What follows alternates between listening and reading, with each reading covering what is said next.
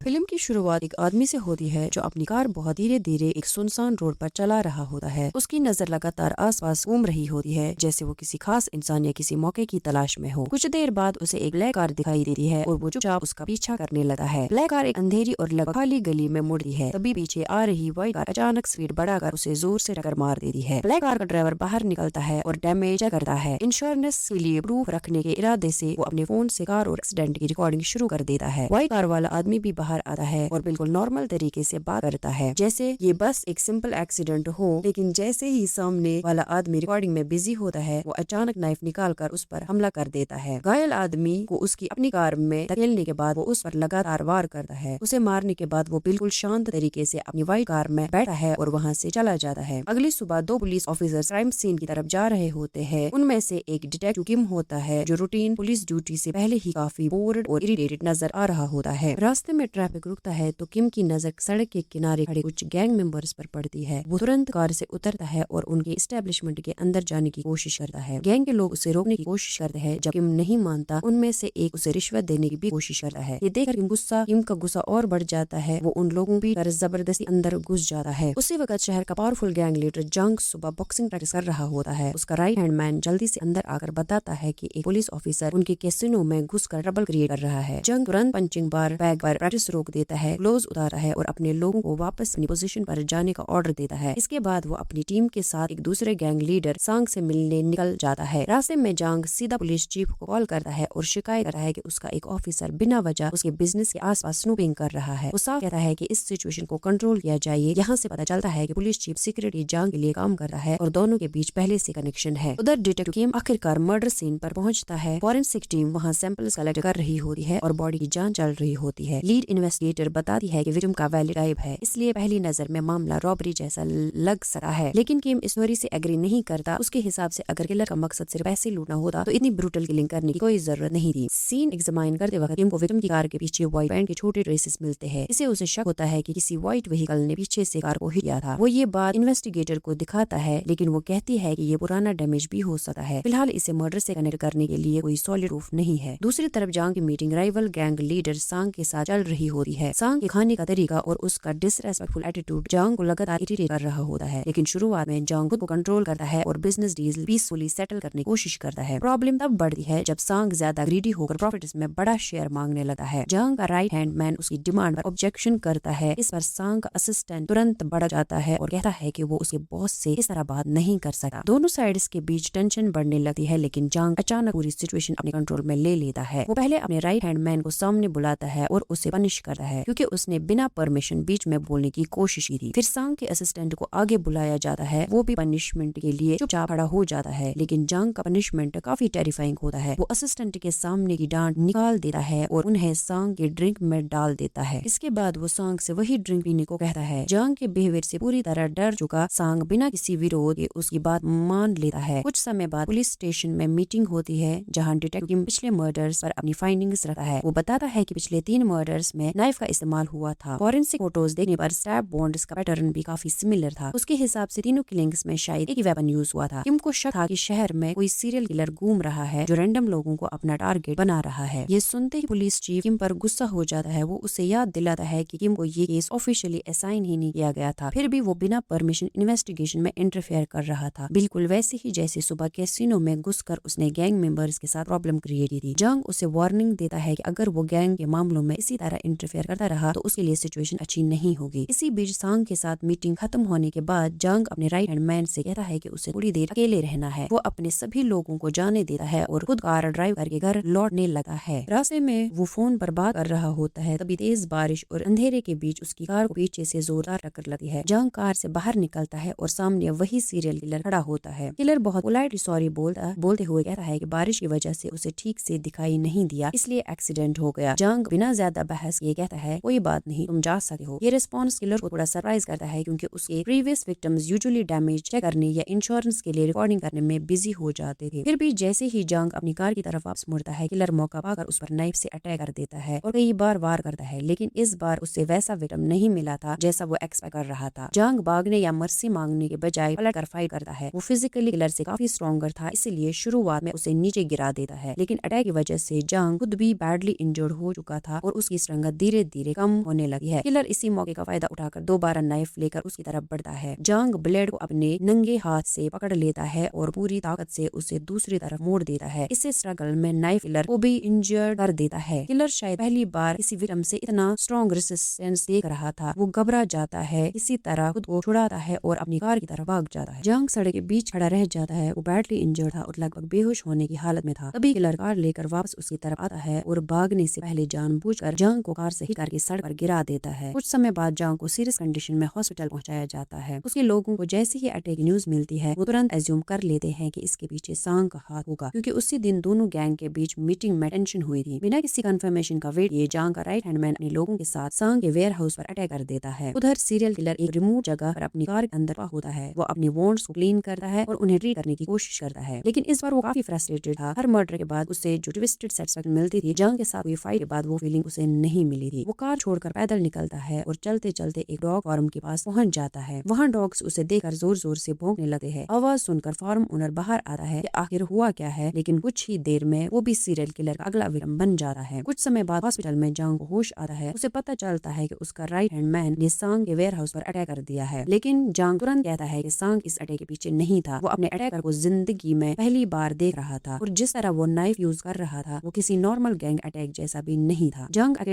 Attacker का appearance carefully याद करता है और व्हाइट कार का लाइसेंस प्लेट नंबर भी लिख देता है ताकि उसके लोग उसे ट्रैक कर सके। इसी दौरान डिटेक्टिव किम हॉस्पिटल पहुंचता है। वो जांग से अटैकर का डिस्क्रिप्शन और स्टेटमेंट लेना चाहता था, क्योंकि अब तक सीरियल किलर को फेस टू फेस देखने के बाद जिंदा बचने वाला जांग ही पहला इंसान था। लेकिन जांग पुलिस की हेल्प करने से साफ मना कर देता है। उसके लिए ये सिर्फ एक मर्डर केस नहीं था। एक गैंग लीडर होकर सड़क के बीच किसी अननोन आदमी से इस तरह इंजर्ड होना उसकी रेपुटेशन के लिए बहुत बड़ी ह्यूमिलेशन थी। इसलिए वो किलर को खुद ढूंढकर अपनी लॉस्ट रिस्पेक्ट वापस लेना चाहता था। जब जांग कोऑपरेट नहीं करता तो किम अकेले इन्वेस्टिगेशन आगे बढ़ाता है। उसे पता था कि जांग ड्राइविंग करते वक्त सड़क पर अटैक का शिकार हुआ था, इसीलिए वो सीधा गैरेज पहुंचता है जहां जांग की डैमेज्ड कार रखी होती है। वहां उसकी सस्पिशियस की कंफर्मेशन हो जाती है। कार के पीछे क्लियर इम्पैक्ट था और डैमेज से लग रहा था कि उसे किसी व्हाइट व्हीकल ने हिट किया था। अब किम को पूरा यकीन हो जाता है कि जांग पर अटैक करने वाला वही आदमी है जिसने पहले बाकी विक्टिम्स को भी इसी तरीके से टारगेट किया था। सीरियल किलर की खबर पूरे शहर में फैल जाती है। मीडिया लगातार हो रही हत्याओं को कवर करना शुरू कर देता है। जब फॉरेंसिक सबूतों से पता चलता है कि हालिया मर्डर में इस्तेमाल हुआ चाकू पुराने केसेस से जुड़ा हुआ है तो लोगों में डर और भी बढ़ जाता है। उधर असली सीरियल किलर भी न्यूज देख रहा होता है। जब उसे पता चलता है कि एक ऐसे मर्डर का इल्जाम भी उस पर लगा दिया गया है जो उसने किया ही नहीं था, तो वो खुद इस मामले की जांच करने का फैसला करता है। वो सांग के अंतिम संस्कार में जाता है और वहाँ शोक मनाने वालों के बीच जांग को देख लेता है। किलर सांग के राइट हैंड मैन के पास जाता है, एक बार जांग की तरफ देखता है और उसे एक नोट देता है। नोट में लिखा होता है कि किसी और ने उसके चाकू का इस्तेमाल करके सैम का मर्डर किया है, लेकिन सांग के लेफ्टिनेंट को इस नोट की कोई जरूरत नहीं थी। उसे पहले से ही जांग पर शक था और उसके लिए ये नोट सिर्फ उसके शक की पुष्टि थी। अंतिम संस्कार से निकलने के बाद किलर फिर अपने पुराने तरीके पर लौट आता है। वो एक और आदमी का बेरहमी से मर्डर करता है और वहां से भागने के लिए उसकी कार चुरा लेता है। उधर किम जांग को फोन करता है। दोनों किलर की छोड़ी हुई सफेद कार को एक बार फिर ध्यान से चेक करने का फैसला करते हैं। उन्हें लगता है कि पहली इन्वेस्टिगेशन के दौरान शायद कोई जरूरी सबूत छूट गया था। जब वो कार के पास पहुंचते हैं तो किम जांग से कहता है कि हर गैंग लीडर सड़क के बीच इतना चाकू के घाव लगने के बाद जिंदा नहीं बच सकता। जांग ठंडे अंदाज में जवाब देता है कि अगर वो कोई और आदमी होता तो बाकी विक्टिम्स की तरह मर गया होता, लेकिन उसने अटैकर का चाकू पकड़ लिया था और किलर के भागने से पहले उसे चाकू से उस पर वार किया था। इससे किम को एक इम्पोर्टेंट आइडिया मिलता है। अगर जांग ने उसी चाकू से किलर पर वार किया था तो किलर का खून सफेद कार के अंदर कहीं न कहीं जरूर गिरा होगा। दोनों ध्यान से कार की तलाशी लेना शुरू कर देते हैं। कुछ देर बाद उन्हें स्टीयरिंग व्हील के आसपास सूखे हुए खून के निशान मिलते हैं। पहली बार उन्हें उम्मीद होती है कि किलर का डायरेक्ट बायोलॉजिकल एविडेंस मिल सकता है, लेकिन वहां से निकलने से पहले ही उन्हें बाहर से चीखने और लड़ाई की आवाज सुनाई देती है। सांग के लोग अपने गुस्से से से बाहर लेफ्टिनेंट के साथ वेयर हाउस में बदला लेने पहुंच चुके होते हैं। जांग अभी अपनी चोटों से पूरी तरह ठीक नहीं हुआ था, लेकिन फिर भी वो अपने आदमियों के साथ लड़ाई में शामिल हो जाता है। गैंग फाइटर्स उसके लिए कोई नई बात नहीं थी, इसलिए चोटों के बावजूद वो कई अटैकर्स का सामना कर लेता है। लेकिन किम की सिचुएशन बिल्कुल अलग होती है। कई आदमी उसे एक साथ घेर लेते हैं और कुछ ही देर में वो जमीन पर गिर जाता है। उनमें से एक आदमी उसे लगातार मारता रहता है। तभी अचानक जांग बीच में आकर किम को बचा लेता है। संघर्ष के दौरान किम के हाथ से गलती से लेफ्टिनेंट को चाकू लग जाता है। किम कुछ सेकंड्स के लिए बिल्कुल जम जाता है, क्योंकि उसका इरादा उसे मारने का बिल्कुल नहीं था। जांग तुरंत सिचुएशन को समझ जाता है और किम से कहता है कि पुलिस के आने से पहले वहाँ से निकल जाओ। बाद में जांग अपने आदमियों को सबके सामने लेफ्टिनेंट की लाश दफनाने का ऑर्डर देता है। जांग के लिए ये सिर्फ एविडेंस छुपाने की बात नहीं थी, ये उसके अपने लोगों के लिए एक सख्त वार्निंग भी थी कि उसके ऑर्गेनाइजेशन में लॉयल्टी और उसके कॉन्सिक्वेंसेस का बहुत सीरियसली लिया जाता है। उधर सीरियल किलर अपने लेटेस्ट विक्टिम की चुराई हुई कार चला रहा होता है। अचानक मरे हुए आदमी का फोन बजने लगता है। फोन करने वाली उसकी वाइफ होती है। वो गुस्से में पूछती है कि वो अभी तक घर क्यों नहीं आया। किलर कुछ नहीं कहता, वो बस फोन को बजता रहने देता है, जैसे दूसरी तरफ मौजूद इंसान की जिंदगी से उसे बिल्कुल कोई फर्क नहीं पड़ता। अगले दिन पुलिस स्टेशन में चीफ किम को एक किडनैपिंग केस सौंप देता है और उसे सस्पेक्ट को जल्दी से जल्द अरेस्ट करने का ऑर्डर देता है। किम आखिरकार अपना पेशेंस खो देता है। वो चीफ से कहता है कि शहर में एक सीरियल किलर घूम रहा है और पुलिस को उस पर फोकस करना चाहिए। किम चीफ को याद दिलाता है कि शुरू से ही वो कहता आ रहा था कि ये रैंडम मर्डर्स नहीं है, इन सब के पीछे एक ही सीरियल किलर है, लेकिन किसी ने उसकी बात नहीं सुनी। पुलिस चीफ उससे बताता है कि सीरियल मर्डर की इन्वेस्टिगेशन ऑफिशियली दूसरी इन्वेस्टिगेशन टीम को हैंडओवर कर दी गई है। अब किम का उस केस से कोई लेना देना नहीं है। उसे किडनैपिंग केस पर फोकस करने का ऑर्डर दिया जाता है। कोई और ऑप्शन न होने पर किम अपने ट्रस्टेड कुलीग के साथ नए केस पर डिस्कशन करता है। किडनैप किया गया विक्टिम एक वेल्दी बिजनेसमैन होता है। टीम को पूरा यकीन होता है कि किडनैपर्स जल्दी ही रैंसम डिमांड करेंगे, इसलिए वो विक्टिम की वाइफ के फोन को मॉनिटर करना शुरू कर देते हैं। कुछ देर बाद किडनैपर फोन करता है और वोमेन से कहता है कि वो पैसे एक स्पेसिफिक रेस्टोरेंट में लेकर आए। वोमेन को लगता है कि वहाँ उसकी मुलाकात किडनैपर से होगी। किम और उसका पार्टनर पास में छुप जाते हैं और किडनैपर के पैसे लेने आते ही उसे अरेस्ट करने के लिए रेडी रहते हैं। लेकिन चीजें उनकी एक्सपेक्टेशन के बिल्कुल अपोजिट होती है। किडनैपर की जगह एक बिल्कुल हार्मलेस रेस्टोरेंट ओनर बैग लेने के लिए आता है। किम तुरंत समझ जाता है कि क्या हो रहा है। असली किडनैपर खुद सामने नहीं आएगा, वो जरूर कहीं पास से पूरी सिचुएशन को देख रहा होगा। किम इधर उधर देखता है और सामने वाली बिल्डिंग की रूफटॉप पर एक सस्पिशियस आदमी को देख लेता है। वो आदमी बहुत ध्यान से सब कुछ देख, जैसे ही किडनैपर को पता चलता है कि किम ने उसे देख लिया है, वो भागना शुरू कर देता है। किम और उसका पार्टनर उसका पीछा करते हैं, लेकिन वो आदमी सरप्राइजिंगली फास्ट होता है और कुछ ही देर में तंग गलियों में गायब हो जाता है। दोनों रेस्टोरेंट में वापस आते हैं और ओनर से पूछताछ करते हैं। जल्द ही पता चल जाता है कि वो मैन इनोसेंट है। उसे बिल्कुल पता नहीं था कि अनजाने में उसका इस्तेमाल रैंसम मनी कलेक्ट करने के लिए किया जा रहा था। तब उसे एक छोटी सी बात याद आती है। खाना खाते वक्त वो सस्पिशियस आदमी एक पर्टिकुलर ब्रांड की सोडा पी रहा था। प्रॉब्लम ये थी कि कई घंटे बीत चुके थे और दिन भर रेस्टोरेंट में बहुत सारी बोतल्स यूज हो चुकी थी। फिर भी किम और फॉरेंसिक टीम स्टोरेज एरिया में जाकर खाली बोतल्स के ढेर में तलाश शुरू कर देते हैं। वो घंटों तक एक एक गिलास बोतल को चेक करते रहते हैं। किम का पेशेंस लगभग खत्म हो जाता है, लेकिन फीमेल इन्वेस्टिगेटर उसका हौसला बढ़ाती है। वो समझाती है कि फॉरेंसिक वर्क अक्सर बोरिंग, रिपीटेटिव और एग्जॉस्टिंग होता है। तलाश के दौरान वो किम को एक इम्पोर्टेंट बात और बताती है। उसकी टीम को सीरियल किलर की व्हाइट कार की स्टीयरिंग व्हील कवर पर यूजेबल फिंगरप्रिंट्स मिले हैं। अब वो उन फिंगरप्रिंट्स की आइडेंटिफिकेशन करने की कोशिश कर रहे हैं। तलाश करते करते पूरा दिन बीत जाता है। किम थककर स्टेशन वापस आता है। सीरियल किलर अभी भी लोगों को मार रहा होता है। ऊपर से चीफ ने किम को सीरियल मर्डर केस से भी हटा दिया था और किडनैपिंग इन्वेस्टिगेशन में लगा दिया था। किम को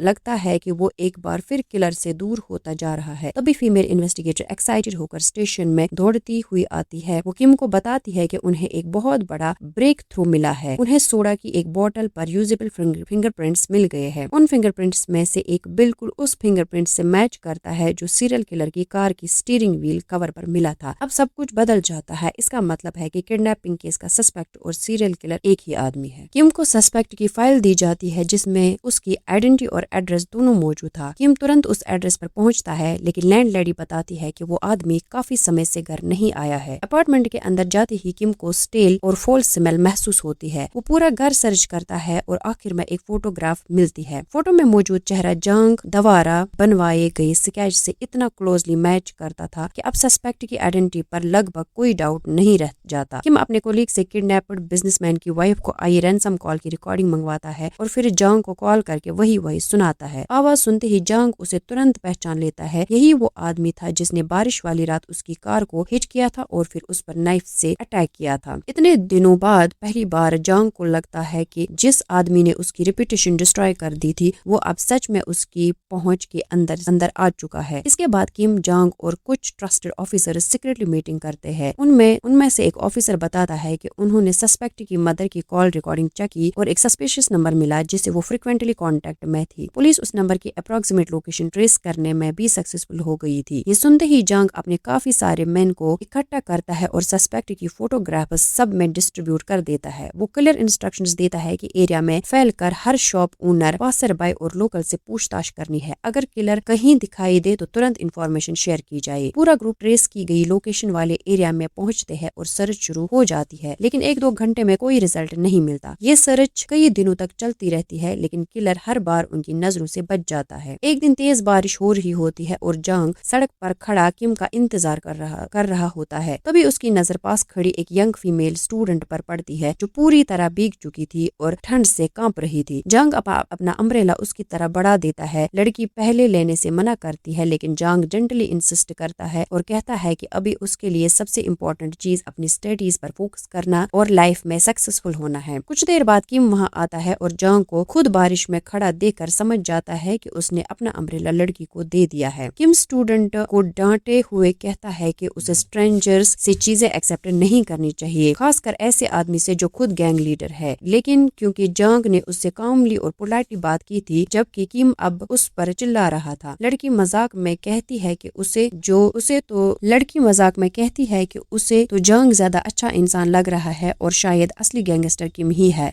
वो बस में बैठकर चली जाती है और कुछ देर के लिए दोनों की डेंजरस इन्वेस्टिगेशन के बीच माहौल थोड़ा हल्का हो जाता है। बाद में जांग, किम और बाकी मैन सर्च कंटिन्यू करने से पहले डिनर के लिए बैठते हैं। बैकग्राउंड में टेलीविजन पर न्यूज चल रही होती है। बातचीत के बीच जांग की नजर अचानक स्क्रीन पर पड़ती है। एक और मर्डर रिपोर्ट हुआ था और क्राइम सीन उनकी करंट लोकेशन से ज्यादा दूर नहीं था। लेकिन असली शॉक तब लगा है जब फुटेज में जांग को अपना वही अम्ब्रेला दिखाई देता है जो उसने कुछ देर पहले उस यंग स्टूडेंट को दिया था। ये देखते ही जांग का मूड पूरी तरह बदल जाता है। अब उससे डर था कि सीरियल किलर उस लड़की तक पहुंच चुका है। जांग और किम तुरंत बाकी मेन के साथ उस बस स्टॉप की तरफ निकलते हैं जहां स्टूडेंट उतरी थी। वो आसपास के लोगों को सस्पेक्ट की फोटोग्राफ दिखाते हैं, शॉप्स में पूछताछ करते हैं और आखिरकार उन्हें पता चलता है कि वही आदमी पास के एक होटल में गया था। होटल ओनर उन्हें रूम नंबर देता है और सभी तुरंत वहां पहुंचते हैं, लेकिन रूम खाली मिलता है। इसलिए वो अलग अलग पोजीशंस लेकर होटल के अंदर और आसपास छिप जाते हैं और किलर के वापस आने का इंतजार करने लगते हैं। कुछ समय बाद किलर कार में वहां पहुंचता है, लेकिन वो हमेशा की तरह बहुत कॉशियस होता है। अंदर जाने से पहले वो सराउंडिंग्स को स्कैन करता है। तभी उसकी नजर एक विंडो पर पड़ती है जहां कोई सस्पिशियस तरीके से उसे देख रहा था। उसे तुरंत महसूस हो जाता है कि ये एक ट्रैप है और वो वहीं से भाग जाता है। इसके बाद जांग और किम की टेम्पररी पार्टनरशिप फिर से कंपटीशन में बदलने लगती है। दोनों ने शुरू में डिसाइड किया कि किलर को जो पहले पकड़ेगा वो अपने तरीके से उसके साथ डील करेगा। इसलिए अब दोनों एक दूसरे से आगे निकलने की कोशिश करने लगते हैं। किम अपनी कार से जांग की कार को हिट करके उससे पीछे छोड़ने की कोशिश करता है। जांग गुस्से में स्पीड बढ़ा देता है और चेज के दौरान दोनों व्हीकल्स एक दूसरे से टकराते हुए स्ट्रीट से गुजरते हैं। कुछ समय बाद किलर फिर उनकी नजरों से गायब हो जाता है, लेकिन जांग का राइट हैंड मैन उसे भागते हुए देख लेता है। सभी अलग अलग डायरेक्शन से उसे कॉर्नर करने की कोशिश करते हैं, लेकिन इसी सेपरेशन का फायदा किलर को मिल जाता है। वो अचानक जांग के राइट हैंड मैन पर अटैक करता है और उसे कई बार स्टैब करके भाग जाता है। जांग उसकी चीख सुनकर तुरंत वहां पहुंचता है। राइट हैंड मैन बुरी तरह इंजर्ड था, लेकिन फिर भी किसी तरह अपने हाथ से डायरेक्शन दिखा देता है कि किलर किस तरफ गया है। जांग उसी रास्ते पर आगे बढ़ता है और फ्लोर पर ब्लड ड्रॉप्स दिखाई देते हैं जो पास के क्लब की तरफ जा रहे होते हैं। वो क्लब के अंदर जाकर एक रूम केयरफुली चेक करते हैं। एक रूम में उसे 2 यंग वुमेन सिंगिंग करती हुई दिखाई देती है, लेकिन दोनों की आंखों में आंसू थे और उनके चेहरे का डर साफ बता रहा था कि वो नॉर्मल तरीके से नहीं गा रही थी। जंग तुरंत समझ जाता है कि कोई उन्हें थ्रेटन कर रहा है। वो अंदर के बैक रूम की तरफ बढ़ता है और वहाँ सीरियल किलर उनकी फ्रेंड पर अटैक कर रहा होता है। जंग दरवाजा तोड़कर अंदर घुसता है और हाथ में आया हेवी ऑब्जेक्ट सीधा किलर के चेहरे पर मार देता है। दोनों के बीच वायलेंट स्ट्रगल शुरू हो जाती है, लेकिन इस बार जंग पहले से प्रिपेयर था और किलर को एस्केप करने का कोई मौका नहीं देता। कुछ देर की फाइट के बाद वो किलर को ओवर पावर कर देता है। वो उसे बाहर घसीट कर कार में डालता है और सीधा अपने प्राइवेट वेयर हाउस में लेकर जाता है। वेयर हाउस पहुंचकर जंग किम को कॉल करता है और बहुत काम आवाज में सिर्फ इतना कहता है कि उसने किलर को पकड़ लिया है और अब वो उसका है। किम वहाँ पहुँचता है तो सीरियल किलर चेयर से बंधा हुआ मिलता है, जबकि जंग अपने तरीके से उसे रिवेंज लेने की तैयारी कर रहा होता है। किलर अभी भी डर दिखाने के बजाय जंग को प्रोवोक करता है और पूछता है कि क्या वो जानना नहीं चाहता कि उसने इतने लोगों को क्यों मारा। जंग कोल्डली जवाब देता है कि उसे सिर्फ एक बात जाननी है, क्या उसे ग्रिल्ड मीट पसंद है, क्योंकि आज किसी को काट कर चारकोल पर रोस्ट किया जाने वाला है। जंग रिवेंज लेने ही वाला होता है कि वेयर हाउस के बाहर अचानक इंजन की तेज आवाज सुनाई देती है। इससे पहले कि वो प्रॉपरली रिएक्ट कर पाता, किम कार लेकर सीधा अंदर घुस जाता है और जंग को हिट करके साइड में गिरा देता है। किम तुरंत किलर को चेयर से निकालता है, उसे कार में डालता है और वहाँ से निकल जाता है। जाते जाते वो जंग की तरफ एक छोटा सा डिफेंट सैल्यूट भी करता है, जैसे उसे याद दिला रहा हो कि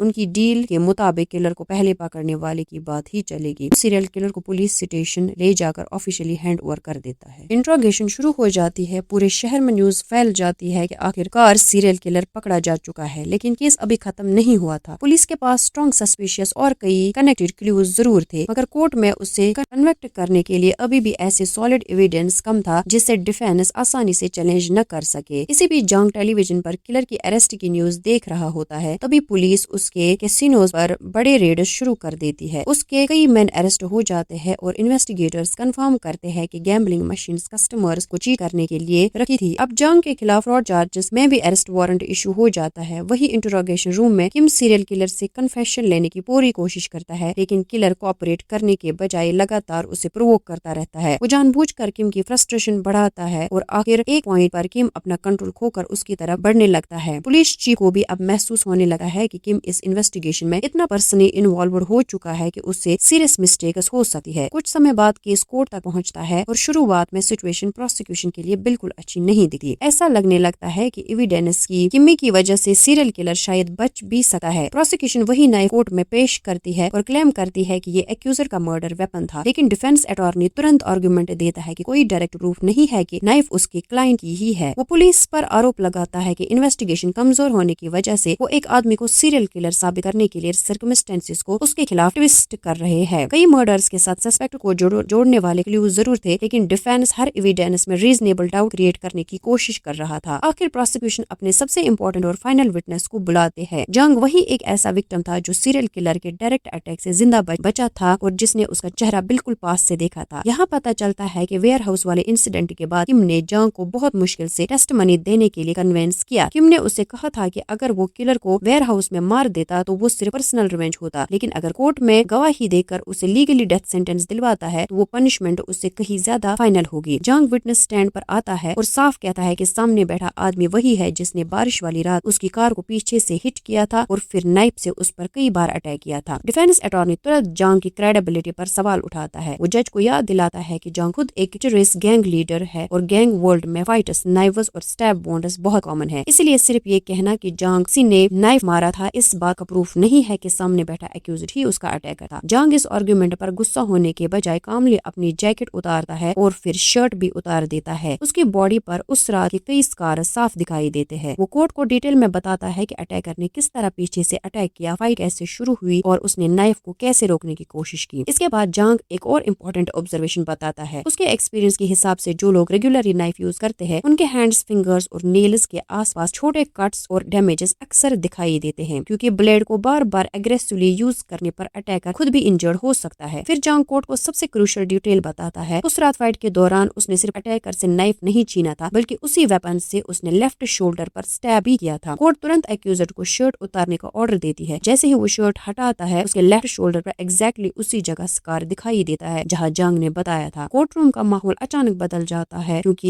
ये ऐसी फिजिकल डिटेल थी जिससे जंग बिना उस रात सच में उसके साथ फाइट किया आसानी से नहीं नहीं जान सका था। जांग की टेस्टमनी, शोल्डर स्कार और बाकी फॉरेंसिक एविडेंस मिलाकर प्रोसिक्यूशन का केस काफी स्ट्रॉन्ग बना देता है। आखिर सीरियल किलर को गिल्टी पाया जाता है और कोर्ट उससे डेथ सेंटेंस सुनाई देती है। वही जांग भी ज्यादा देर बाहर नहीं रहता क्योंकि उसके खिलाफ गैम्बलिंग फ्रॉड का आउटस्टैंडिंग चार्जेस पहले से मौजूद था। कोर्ट से निकलते ही उसे अरेस्ट कर लिया जाता है। इसके बाद किम और जांग के बीच हुई सीक्रेट डील की आखिरी कंडीशन सामने आती है। जांग कोर्ट में टेस्टिमनी देने के लिए एक खास शर्त पर आया हुआ था, उसे और उसके कुछ मेन को उसी प्रिजन फैसिलिटी में रखा जाए जहां सीरियल किलर को भेजा जाएगा। पुलिस इस कंडीशन को एक्सेप्ट कर चुकी थी। कुछ समय बाद जांग प्रिजन पहुंचता है जहां उसके मेन उसे पूरे रेस्पेक्ट के साथ वेलकम करते हैं। अब सिचुएशन पूरी तरह उलट चुकी थी। पहले जांग सीरियल किलर का विक्टिम था और किलर को लगता था कि वो किसी को भी रैंडमली टारगेट करके उसकी जिंदगी खत्म कर सकता है, लेकिन प्रिजन के अंदर अब उसके सामने वही आदमी था जो उसके अटैक से बच भी गया था और जिसकी वजह से आखिर वो कोर्ट में कन्विक्टेड भी हुआ। जांग के चेहरे पर बेहद कम लेकिन डेंजरस कॉन्फिडेंस था, जबकि सीरियल किलर पहली बार जनरली नर्वस दिखाई देता है। कुछ समय बाद प्रिजन बाथरूम में किलर अकेला होता है। वो शावर के नीचे खड़ा होता है, तभी अचानक पानी बंद हो जाता है।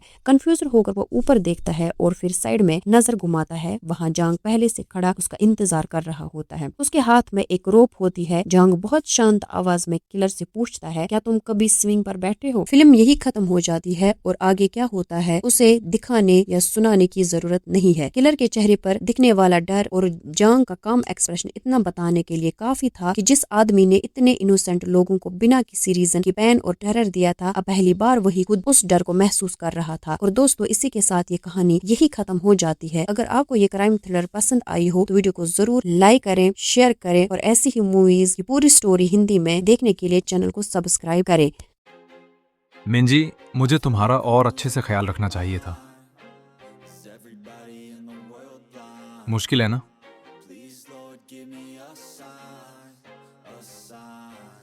क्या हमें अलग हो जाना चाहिए? चलो सगाई तोड़ देते हैं।